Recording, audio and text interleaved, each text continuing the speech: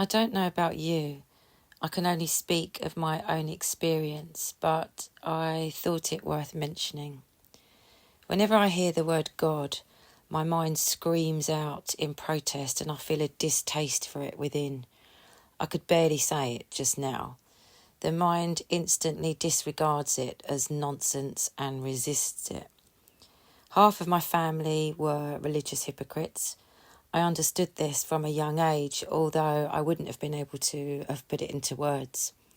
On top of that, out of the 10 schools I attended, some of them were run by vicious nuns who seemed to take pleasure in striking little me in a variety of inventive ways, let alone psychological punishment, which this little meat suit endured.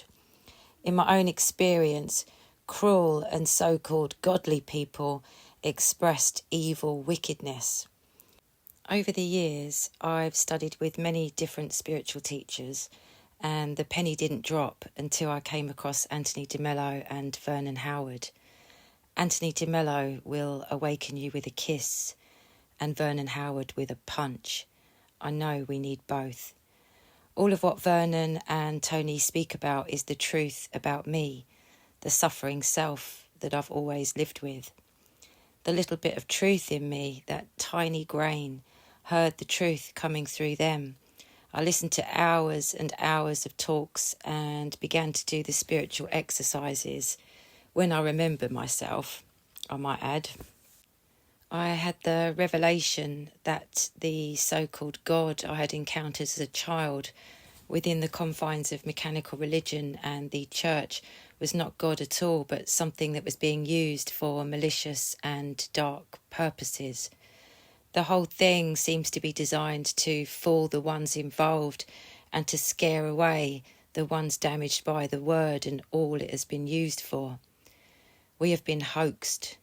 Heaven or hell is not a geographical location, but a state of psychic understanding that we can have in this life. When I began studying with these two enlightened souls, my mind fiercely rejected the God word any time they said it. Thankfully, I persisted in spite of myself. As a side note, Vernon is a genius for calling God, truth, reality, the same thing, to deal with the fact that dark mechanical religion has deceived and hoaxed the masses, and he knew it. How can there be me, the ego, false, invented personality, the thought self, which is made up of ideas, mechanical reactions, memories and experiences, and truth? Through these teachings, there is the understanding that for God, truth, reality to be there, I, the false invented personality, the thought self, that I have called me, cannot be there. How can an unreal person be saved? If we don't exist as who we think we are, if we're not living in truth, reality, then surely people are just praying to an idea of God, praying to their own minds. There are indeed threads of truth in many of the religious scriptures, but I could not understand any of them, or the great philosophers, until I studied the truth with Vernon and Anthony de Mello.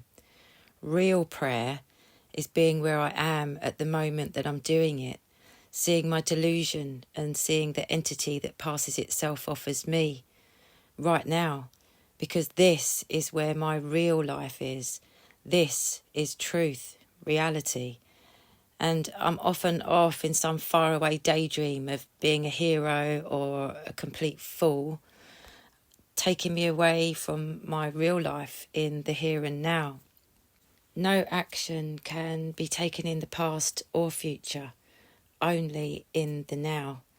As Vernon said, I don't exist 5 minutes ago or 5 seconds ago.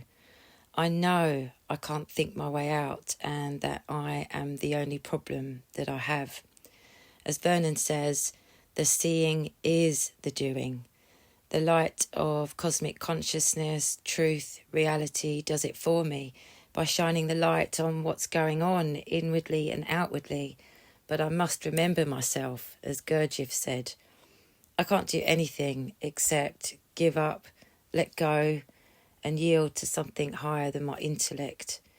These are a few of Vernon's quotes that I collated. I'll go through the horror and stab of pain inside that I feel every time I say that word. I know the pain inside belongs to the fake imposter that I've called me and not my true essence. Here are the quotes. God is before the human mind creates him. God is the absence of human egotism. God will help you when there is no one there to be helped. God will help when we have no problems we need help with. God is not a concept, not a word. Godly people are devils. We are saved by realising that there is no one there to be saved. I don't know what God is. I just know that through continuing to do the inner work, which is totally 100% the only true and best fun on earth that I've ever experienced in my whole life. And I've done a lot with my life. And through doing this inner work, as parts of what I've called me are beginning to dissolve, as I'm losing confidence day by day in what I've thought was me my whole life, I know from myself in my heart that there is something beautiful that is not me, yet still a part of me. I'm beginning to enjoy life, no matter what is thrown at me, as it's all used for the work. The cosmic exercises in these teachings are the spiritual swords that pop up in the mind when the truth is threatened. Each one is literally like a portcullis that slams down hard and refuses to admit falsehood into the mind. And we're not only surrounded by falsehood, it is within. As Vernon Howard said, a mind in light sees everything right. The aim is to eliminate falsehood and ignorance, as that is the only thing that causes suffering.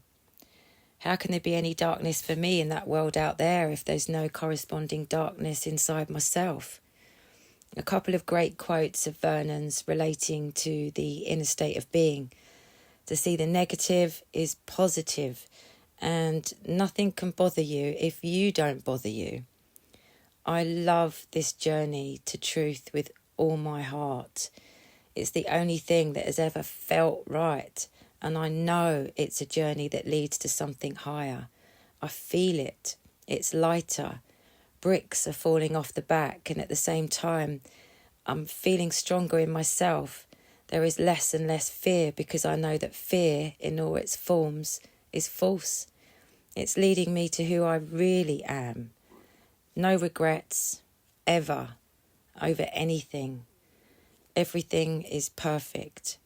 The tough past and the present where I learn that I still have so much to learn, where now pain no longer goes to waste, and the seeing of suffering and that feeling of the inner vibration of distress that arises when the force in me rears its ugly head is a blessing to be used for inner work. I'm eternally thankful. Reality, truth, cosmic consciousness are the words I prefer to use. Nadine still can't handle the God word.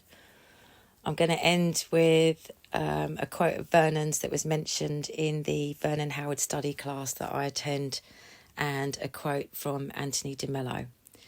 All resistances are liars, Vernon Howard, and the world is in a mess and all is well. Anthony de Mello.